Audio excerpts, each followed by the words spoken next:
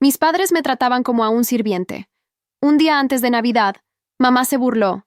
Las amigas de tu hermana son tan elegantes. Ojalá tuviéramos otra hija así.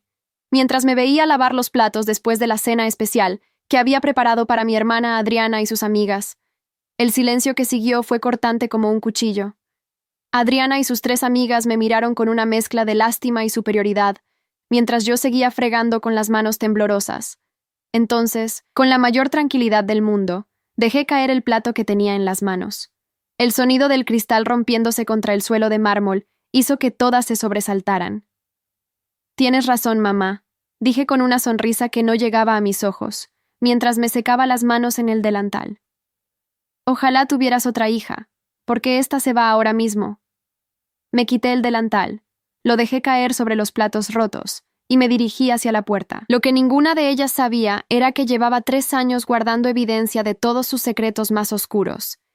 Y esa noche de Navidad iba a ser muy diferente a lo que imaginaban. Soy Bianca.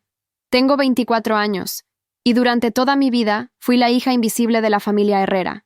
Mi hermana Adriana, 2 años menor, siempre fue la princesa dorada, la que podía hacer cualquier cosa sin consecuencias. Mientras yo trabajaba medio tiempo como mesera para costear mis estudios de contabilidad, ella vivía de la tarjeta de crédito de papá y mamá, comprando ropa cara y saliendo con sus amigas adineradas cada fin de semana. La diferencia entre nosotras era tan marcada que a veces me preguntaba si realmente éramos familia. Pero esa noche, cuando escuché las risas burlonas después del comentario de mamá, supe que había llegado el momento de demostrarles quién era realmente Bianca Herrera. Durante años aguanté en silencio. Veía cómo mamá presumía a Adriana con todas las vecinas, cómo papá le daba dinero extra para sus gastos, mientras a mí me decía que tenía que aprender el valor del trabajo. Soporté las comparaciones constantes. ¿Por qué no puedes ser más como tu hermana? Adriana tiene tantos pretendientes. Si te arreglaras un poco más, tal vez encontrarías novio. Cada palabra era como una puñalada que se acumulaba en mi pecho, creando una herida que crecía día tras día. El punto de quiebre llegó gradualmente. Primero fue cuando cumplí 18 años. Mientras a Adriana le organizaron una fiesta espectacular con mariachi, decoración temática y más de 50 invitados para sus 16, a mí me dieron una cena familiar simple con un pastel comprado en el supermercado. Ya estás grande, Bianca, me dijo mamá. Las fiestas grandes son para las muchachas que aún están en edad de disfrutar. Adriana tenía 16, pero al parecer su edad era perfecta para disfrutar, mientras que la mía ya había caducado. Luego vinieron los años de universidad. Cada semestre era una lucha para conseguir el dinero de la colegiatura, trabajando turnos dobles los fines de semana, mientras mis padres pagaban sin chistar la carrera de diseño de modas de Adriana en una universidad privada carísima. Es que ella tiene un don artístico, justificaba papá cuando yo les pedía ayuda. Tu carrera de contabilidad es más práctica, puedes pagarla trabajando. Pero lo que realmente me destrozó fue descubrir la verdad sobre mi herencia. Mi abuela paterna, antes de morir, me había dejado un pequeño terreno en las afueras de la ciudad. No era gran cosa, pero papá me convenció de que lo pusiera a su nombre temporalmente, para evitar problemas legales, ya que yo era menor de edad cuando abuela murió. Durante 6 años esperé que me devolviera esos papeles. La semana pasada, revisando documentos para un trabajo de la universidad, descubrí que ese terreno había sido vendido hace 3 años, y el dinero se usó para comprarle a Adriana su auto nuevo. Cuando los confronté, papá se puso furioso. Ese dinero se invirtió en la familia, gritó. Tu hermana necesitaba transporte para sus estudios. Mamá lo respaldó completamente. Además, tú ni siquiera sabías que tenías esa herencia. No puedes extrañar algo que nunca supiste que era tuyo. Era como si me hubieran abofeteado con palabras. No solo me habían robado mi herencia, sino que encima me culpaban por sentirme traicionada. Esa noche de Navidad, mientras preparaba la cena especial para las amigas de Adriana, escuché fragmentos de conversación que me helaron la sangre. Adriana le contaba a sus amigas sobre mi hermana la fracasada, sobre cómo yo nunca había tenido novio porque era demasiado aburrida, sobre cómo mamá le había dicho que, por suerte, una hija había salido bonita. Sus amigas se reían, haciendo comentarios crueles sobre mi ropa, mi trabajo, mi vida en general. Era como si estuvieran diseccionando a un animal muerto, sin importarles que yo estuviera a unos metros de distancia. Pero lo que más me dolió fue escuchar a mamá unirse a la conversación. «Ay, chicas, no sean tan duras con Bianca», dijo con falsa compasión. No todos pueden ser bendecidos con belleza y talento como Adriana. Algunas personas están destinadas a ser, bueno, útiles de otras maneras. Las risas que siguieron fueron como dagas clavándose en mi corazón. Mi propia madre estaba participando en mi humillación pública. Fue entonces cuando tomé la decisión que cambiaría todo.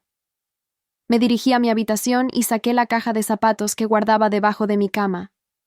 Durante 3 años había estado recopilando información, al principio sin intención maliciosa, simplemente porque tenía la costumbre de ser observadora.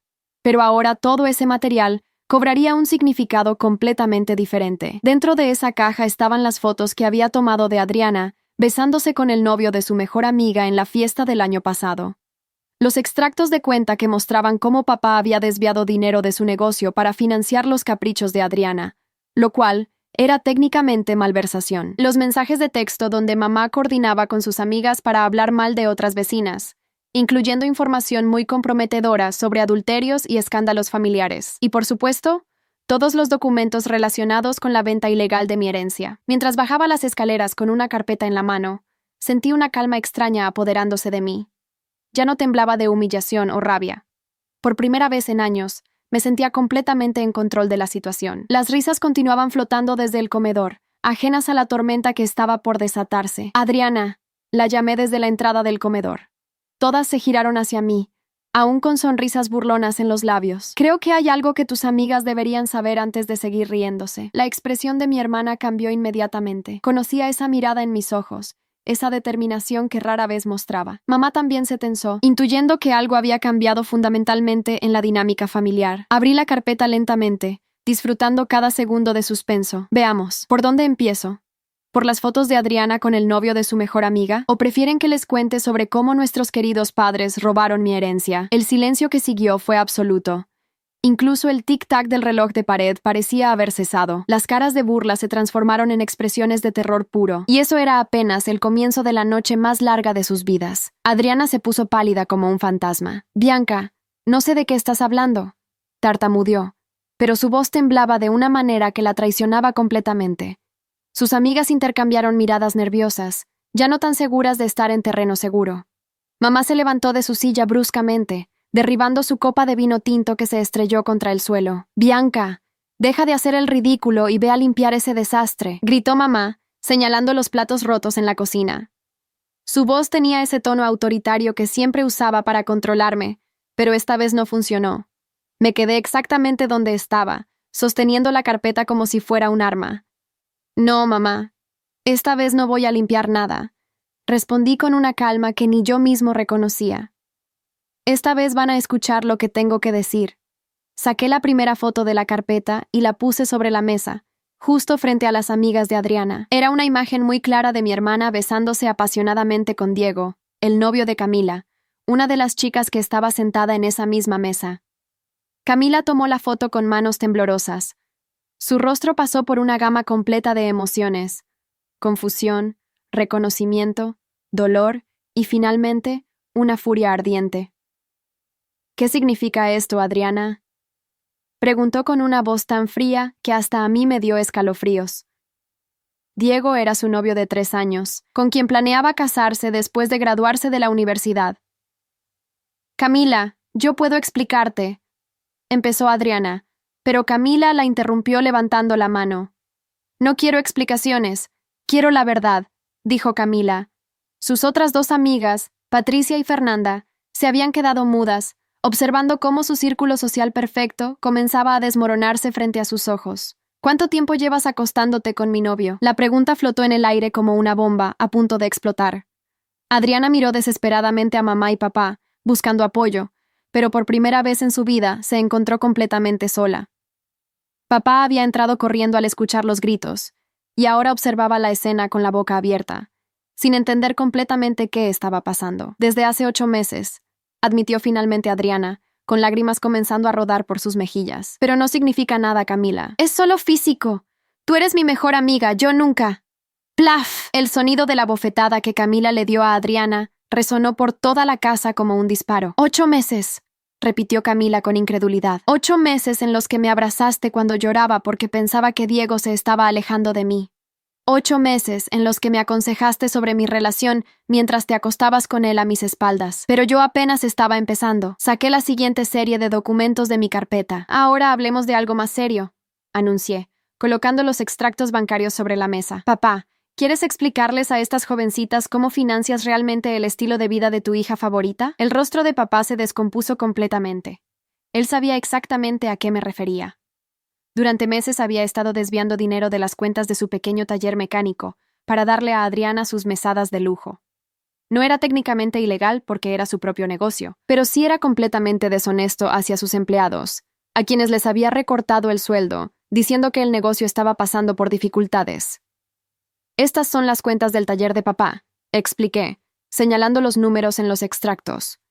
Pueden ver aquí cómo cada mes retira exactamente $1,500 de la cuenta de nómina para transferirlos a la cuenta personal de Adriana.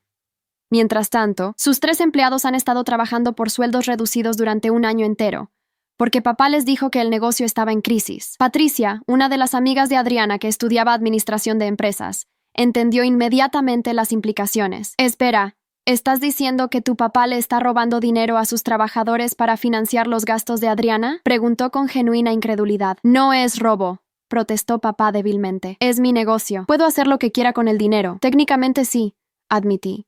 Pero moralmente es repugnante, especialmente considerando que uno de esos empleados es don Roberto, que tiene 65 años y 3 nietos que mantener.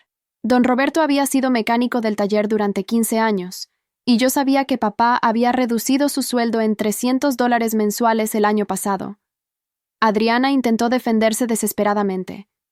Yo no sabía nada de eso. Papá me dijo que tenía dinero extra. ¿En serio? Pregunté sarcásticamente, sacando mi teléfono, porque tengo aquí algunos mensajes de texto muy interesantes. Comencé a leer en voz alta. Papá, necesito $500 más este mes para el viaje a Cancún con las chicas. Sé que el taller está en problemas, pero seguro puedes conseguir dinero de algún lado, ¿verdad? Te amo. Levanté la vista hacia mi hermana. Este mensaje es de hace 3 meses, Adriana. Sabías perfectamente cuál era la situación del taller. El ambiente en el comedor se había vuelto tóxico. Las amigas de Adriana la miraban como si fuera una extraña, comenzando a entender el tipo de persona que realmente era su querida amiga. Pero yo aún tenía más cartas que jugar. Ahora hablemos de mamá, continué, sintiendo cómo la adrenalina corría por mis venas. Mamá había estado callada durante los últimos minutos, pero yo sabía que estaba calculando su próximo movimiento. Era la más manipuladora de la familia, y no se rendiría fácilmente. Saqué un pequeño grabador digital de mi bolsillo. Hace 6 meses, mamá, te grabé sin que te dieras cuenta durante una de tus llamadas telefónicas con la señora García. El rostro de mamá perdió todo color. Ella sabía exactamente de qué llamada estaba hablando. Presioné play. La voz inconfundible de mamá llenó el comedor. Por supuesto que sabemos lo del adulterio de Ana. Su esposo nos contó todo cuando estaba borracho en la fiesta de fin de año. Pero no te preocupes, Carmen. Nosotros no somos chismosos. Aunque... Si fueras tan amable de no mencionar el pequeño problema que tuvo Adriana con las calificaciones falsificadas el semestre pasado, creo que podríamos mantener cierta discreción mutua. El silencio que siguió fue ensordecedor. Las amigas de Adriana se miraron entre sí con horror creciente. No solo estaban descubriendo que su amiga era una traidora y una mantenida, sino que también era una tramposa que había falsificado calificaciones. «¡Eso es chantaje!», gritó una de las amigas de mamá que había llegado justo a tiempo para escuchar la grabación. Efectivamente, confirmé con tranquilidad. Mamá ha estado chantajeando a medio vecindario durante años. Tiene información comprometedora sobre las aventuras extramaritales de la señora Ana, sobre los problemas de alcoholismo del señor Pérez, sobre las deudas de juego del señor Martínez, y los usa para conseguir favores o mantener silencio sobre los escándalos de Adriana. Adriana estaba llorando abiertamente ahora, pero ya no me daba lástima. Había llegado demasiado lejos para sentir compasión por alguien que había permitido y disfrutado mi humillación durante años. Fernanda, la tercera amiga de Adriana, finalmente encontró su voz. Adriana, ¿es cierto lo de las calificaciones falsificadas? Mi hermana no respondió, pero no necesitaba hacerlo. Su silencio era respuesta suficiente. Sus lágrimas ya no eran de tristeza, sino de terror puro al ver cómo su mundo perfecto se desmoronaba pieza por pieza frente a las personas cuya opinión más le importaba. Pero yo guardaba lo mejor para el final, el golpe que los destruiría completamente a todos. Y ahora, dije, sacando el último grupo de documentos de mi carpeta. Hablemos de mi herencia robada. Puse sobre la mesa las escrituras originales del terreno de mi abuela, los documentos de la venta fraudulenta y los registros bancarios que mostraban exactamente dónde había ido a parar el dinero. Hace 6 años, cuando tenía 18 años, mis padres me convencieron de firmar unos papeles para proteger la herencia que me había dejado mi abuela. Me dijeron que era solo una formalidad legal.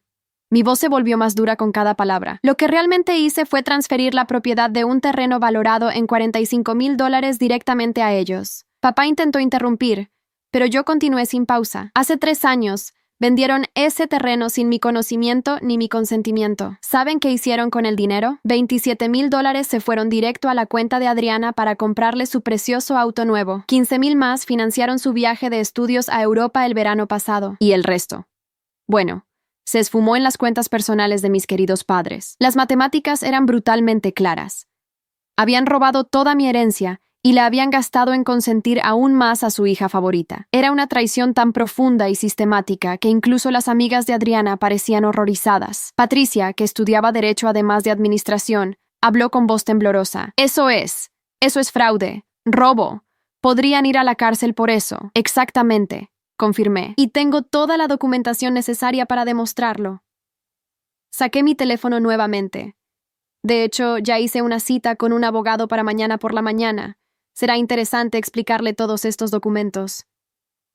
La realización de lo que esto significaba golpeó a mis padres como un rayo. No solo se enfrentaban a posibles cargos criminales, sino a la humillación pública total.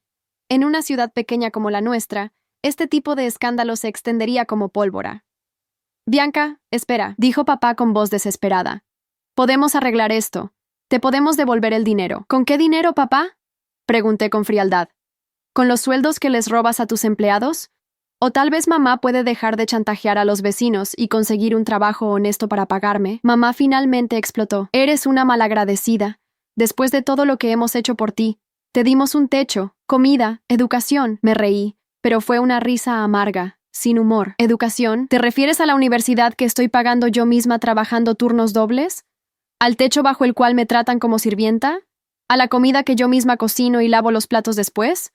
Al menos te dimos la vida, gritó mamá, perdiendo completamente la compostura. Sí, admití. Y ahora me la estoy devolviendo a mí misma. Camila se levantó bruscamente de su silla. No puedo estar aquí ni un minuto más, declaró con disgusto. Adriana, nuestra amistad terminó. No quiero volver a verte en mi vida. Se dirigió hacia la puerta, pero se detuvo y se giró hacia mí. Bianca, lamento mucho que hayas tenido que vivir con esta familia de psicópatas. Si necesitas algún lugar donde quedarte mientras resuelves esto, mi familia tiene una habitación libre. Patricia y Fernanda siguieron a Camila hacia la salida, pero no sin antes echar miradas de asco hacia Adriana. En menos de 10 minutos, mi hermana había perdido a todas sus amigas, su reputación estaba destruida, y su mundo social había colapsado completamente. Esperen, las llamé antes de que salieran. Hay una cosa más que deberían saber. Las 3 se detuvieron en el umbral. Adriana no solo falsificó calificaciones, también plagió su proyecto final de semestre pasado. Lo copió palabra por palabra de una diseñadora francesa de los años 90. Tengo las pruebas si las necesitan para reportarlo a la universidad. El último vestigio de color desapareció del rostro de Adriana. Si la universidad se enteraba del plagio, no solo la expulsarían, sino que su expediente académico quedaría manchado permanentemente. Nunca podría transferirse a otra institución o continuar su carrera en diseño. Después de que las amigas se marcharan, quedamos solo la familia en el comedor. El ambiente era tan tenso que se podría cortar con un cuchillo. Mis padres me miraban como si fuera una extraña, como si no pudieran reconocer a la hija sumisa que habían moldeado durante 24 años. ¿Qué quieres de nosotros?, preguntó finalmente papá con voz derrotada. No quiero nada de ustedes, respondí con honestidad. Ya tomé lo que necesitaba. Saqué mi teléfono y marqué un número que tenía preparado. Sí, buenas noches. ¿Es la línea de denuncia anónima de la policía? Tengo información sobre fraude financiero y chantaje que me gustaría reportar. El terror en los ojos de mis padres era casi palpable. Adriana se aferró al brazo de mamá como una niña asustada, pero mamá estaba demasiado paralizada por el miedo para consolarla. Antes de que hable con la policía, dije, poniendo el teléfono en espera, quiero que sepan algo. Durante todos estos años ustedes me dijeron que yo era la hija problemática, la que no tenía futuro, la que nunca sería lo suficientemente buena. Pero miren a su alrededor. ¿Quién es la que tiene evidencia documentada de todos sus crímenes? ¿Quién es la que planificó esto durante años? ¿Quién es la que tiene el poder de destruir sus vidas con una simple llamada telefónica? Ninguno respondió. No podían. La realidad de quién realmente tenía el control de la situación había cambiado completamente. La verdad es que yo siempre fui la hija inteligente, continué. Ustedes estaban tan obsesionados con la belleza superficial de Adriana que nunca se dieron cuenta de que estaban criando a una idiota narcisista. Mientras tanto, subestimaron completamente a la hija que realmente heredó la astucia y la determinación de esta familia. Me dirigí hacia las escaleras, pero me detuve en el primer escalón. Ah, y una cosa más. Mañana por la mañana me mudo. Ya encontré departamento y ya transferí toda mi ropa y pertenencias importantes esta tarde, mientras ustedes estaban preparando su cena especial. El único motivo por el que volví esta noche fue para darles esta despedida que se merecían. Subí a mi habitación por última vez, dejándolos en el comedor enfrentando la realidad de sus acciones.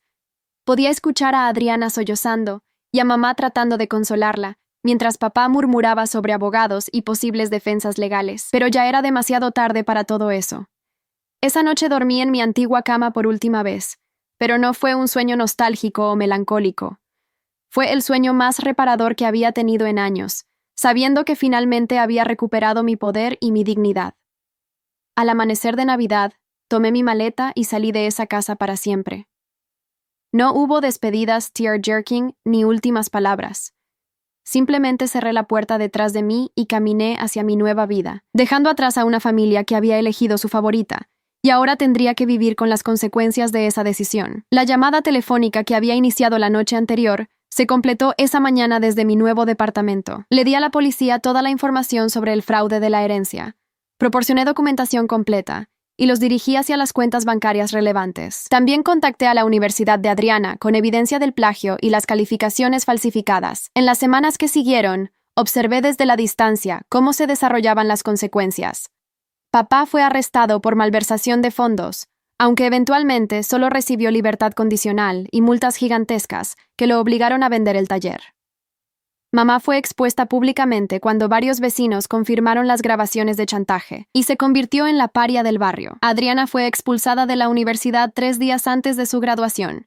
Su expediente académico quedó marcado permanentemente, haciéndola inelegible para cualquier programa de transferencia. Diego rompió con ella después de que Camila le mostró las fotos, y toda su red social la había abandonado completamente. Pero lo más satisfactorio fue ver cómo se comportaron cuando los papeles se invirtieron. Sin dinero para mantener su estilo de vida, sin amigos que la respaldaran, sin perspectivas educativas o profesionales, Adriana se convirtió en exactamente lo que siempre dijeron que era yo, una fracasada sin futuro.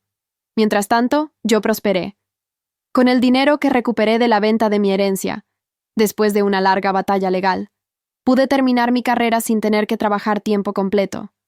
Me gradué con honores y conseguí trabajo en una firma de contabilidad prestigiosa, pero más importante que el éxito profesional fue el éxito emocional. Por primera vez en mi vida, estaba rodeada de personas que me valoraban por quien realmente era, no por lo útil que pudiera ser para ellos.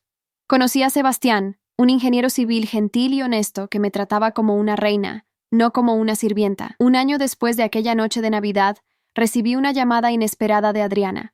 Su voz sonaba quebrada, derrotada. «Bianca», susurró, «necesito pedirte perdón. Necesito tu ayuda». «No», respondí con tranquilidad. «No necesitas mi perdón, porque no te lo voy a dar.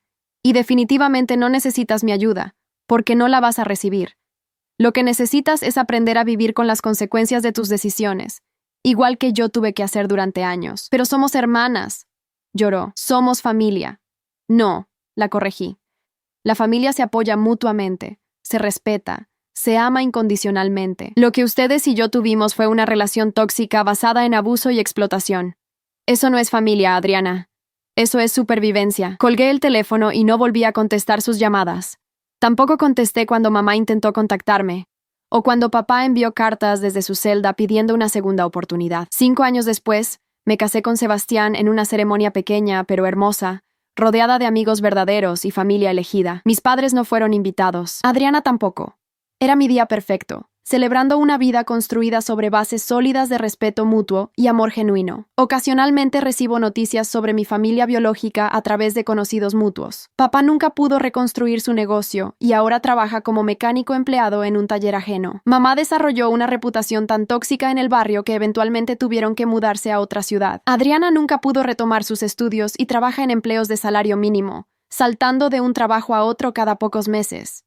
Escuchar estas actualizaciones no me produce alegría ni tristeza. Es simplemente información sobre personas que una vez conocí, como leer noticias sobre extraños en el periódico. El dolor, la rabia, el resentimiento que una vez sentí hacia ellos se han desvanecido completamente, reemplazados por indiferencia total. Porque la mejor venganza no es el sufrimiento del enemigo. La mejor venganza es construir una vida tan plena y satisfactoria que el pasado se vuelve irrelevante. Ellos siguen viviendo en el drama y el caos que crearon, mientras yo vivo en la paz y la prosperidad que construí. A veces, cuando estoy sentada en mi jardín con Sebastián, observando a nuestros hijos jugar en el césped, reflexiono sobre aquella noche de Navidad que cambió todo. No me arrepiento de ni una sola decisión que tomé. No siento culpa por las consecuencias que enfrentaron mis padres y mi hermana, porque al final, yo no destruí a mi familia. Simplemente revelé la verdad sobre quiénes eran realmente. Y esa verdad los destruyó a ellos mismos, igual que había estado destruyéndome a mí durante años. La diferencia es que yo elegí construir algo nuevo a partir de las cenizas. Ellos eligieron quedarse revolcándose en ellas, y esa elección, como todas las elecciones en la vida, tuvo sus consecuencias perfectamente merecidas. Hay historias que no son solo historias, son espejos de la vida. Si esta te conmovió, ayúdanos a seguir contando otras que también merecen ser escuchadas. Muchas gracias y que tengas un excelente día.